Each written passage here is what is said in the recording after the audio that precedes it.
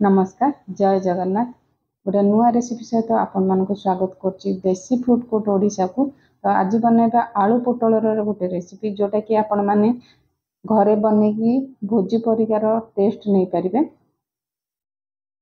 तो चलतु आज रेसिपी स्टार्ट करवा।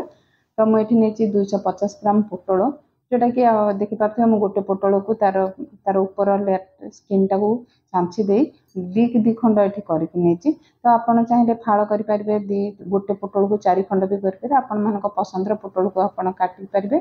तो ये मुझे अध चमच हलदी गुंड तो पोटल को चाहिए लुण अल्प आड कर जोटा कि आप मेरीनेट कले तेल कम रे आपण पोटल को छाणी पारे। तो 5 ରୁ 10 मिनिट आप जो रेस्ट रखिए पोटल जो पानी टिके हल्का छाड़ी आप थे फ्राए करके देखो बहुत ही कम तेल छाणी हो।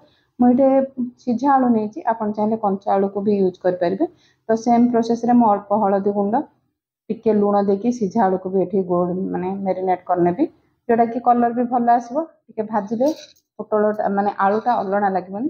तो से हिसाब से टिके लुण टिके हलदी देकी गोलिक ये रखिना। तो पोटल को चाहिए 5 ରୁ 10 मिनिट आप रेस्ट रखने।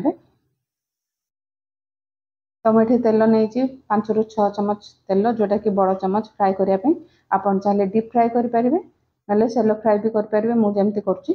तो ये तेल भलसे तातीगला जो आलू माने पोटल को जो मेरीनेट करके रखी ये पकई नहीं। तो प्रथम हाई फ्लेम रे 1 ରୁ 2 मिनिट भाजवा टिके पोटल भलसे भाजी आसला आपण माने घोड़े घोड़े पोटल टाक भाजी ने जोटा कि पोटलटा भलसे भाजी हो। तो भलसे भाजी होगा पोटल को आम बाहर करना। तो देखिए बहुत सुंदर कलर आल देखी पारे मुझे जी पकई तो केते कम तेल रे आमर पोटलटा ये भाजी हो जाए। पोटल को बाहर कर नेली ये सेम तेल रे जो आम आलू को मेरीनेट करके रखी सीझा आलू को ये पकई नहीं। जदि आप चाहते कंचा आलू पकड़ापी तो सेम प्रोसेस रे आप आलू को ये भाजी पारे। तो अल्प समय लगे तरकारी जैसे सीझा आलू आप व्यवहार कर आलूटा भलसे भाजी होगा बाहर करना। तो यही प्रोसेस रे बनाऊँ आपंकर आलू पोटल रेसिपी बहुत ही बढ़िया बन। तो आलू पोटल को साइड रखा जो भाजी होगा गोटे मसला ये आम बनईना। तो मुझे छोट खंडे अदा तो आप जब बिना पियाज रसुण करने चाहते तो ये सेम प्रोसेस आप फॉलो करेंगे किंतु रसुण पियाज को आप स्किप करेंगे। ये रसुण भाग टिके अधिका देती गोटे बड़ टमाटो देती आउ धनिया पत्र ये धोईकी टिके अधिका देती। तो ये बिना पानी रे आम ये मसला को चिकन करी बाटी आनिबा। तो मसला ये आमर बाटी हो जाए। तो गोटे गिना को आम मसला को बाहर करना।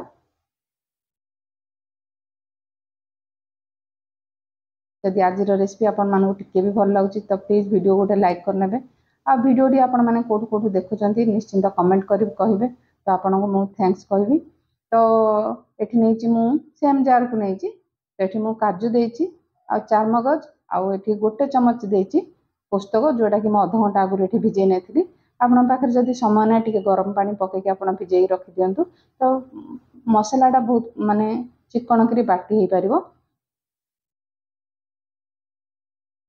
तो मुझे बाटिकी नहीं आसी आप देखिपे जेहेतु कम अच्छी तो टिके पानी अधिका थिला तो ये ग्राइंड करके नहीं आसी।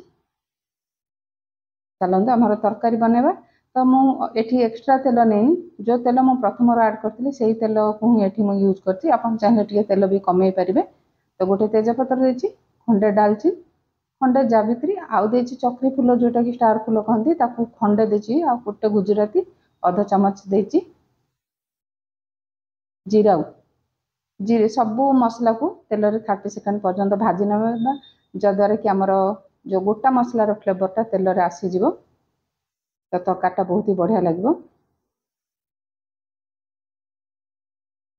ये सब भाजी होगा तो मुझे गोटे बड़ साइज पियाज को लंबा लंबा काटिक नहीं। जदि आप बिना पियाज रसुण करने चाहते तो पियाज को ये स्किप करने। आज जो मसला बाटुंट रसुणटा को आप स्किप करने। तो सेम प्रोसेस रे बनबे तरकारी बहुत ही बढ़िया लगे। तो पियाज को ये गोल्डन ब्राउन है जाए भाजी ना। तो देखिए पियाज ये भाजी होगा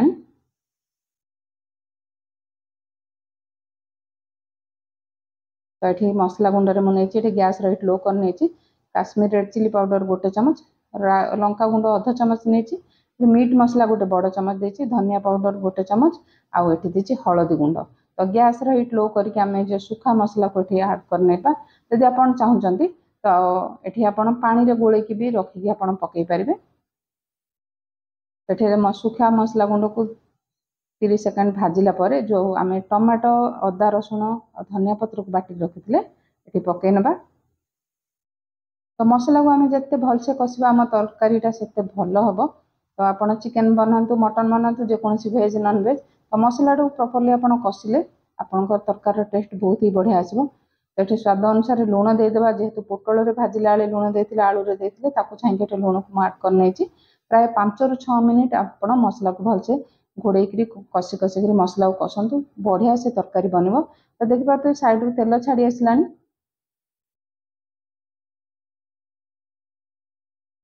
तो वीडियो भल लगे चैनल को सब्सक्राइब करने आ फैमिली फ्रेंड सहित वीडियो को निश्चिंत शेयर करने। तो जो काजू आ चामगज ये मु पेस्ट बनई ये पकई नहीं ये जार धोक अल्प पानी देदेवी जहाद्वारा कि मसलाटा टे भलसे कषि हो।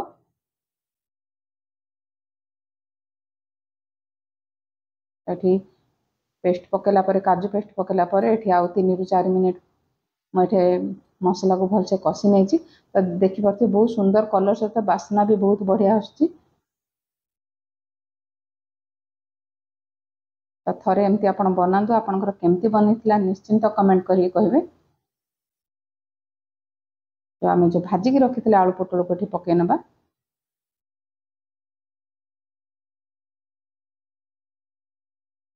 तो आलू पोटल पकेला आउ 2 मिनिट मसला सहित भलसे कषे ना जहाद्वारा कि आमर आलू पोटल मसला सहित भलसे मिसीज।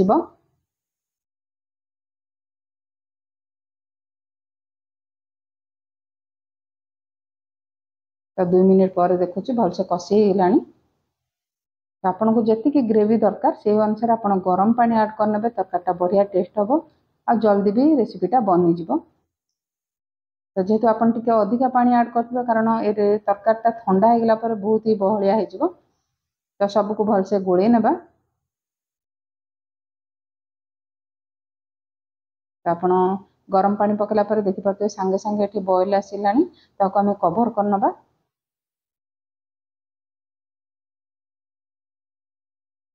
प्राय 2 ରୁ 3 मिनिट लो फ्लेम रे कभर करनवा। 2 ରୁ 3 मिनिट पर आपको मुझे देखा। तो ये झोल टी कमी आसला ये गैस फ्लेम आम बंद करनवा। तो आपको देखा के पतला दुसुची ग्रेवी।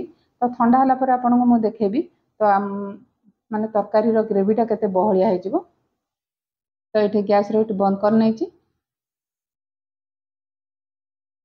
किसी अध चमच गरम मसला देवा आउ ये रोस्ट करके रखी ये कस्तूरी मेथी देची 1 चमच किसी कटा धनिया पत्र देची। तो आमर तरकारी खाइबापी ये रेडी होगला। तो रेसिपीटा जदि आपण मन भल लगुच चैनल को लाइक शेयर सब्सक्राइब करने को जमारू भूलि।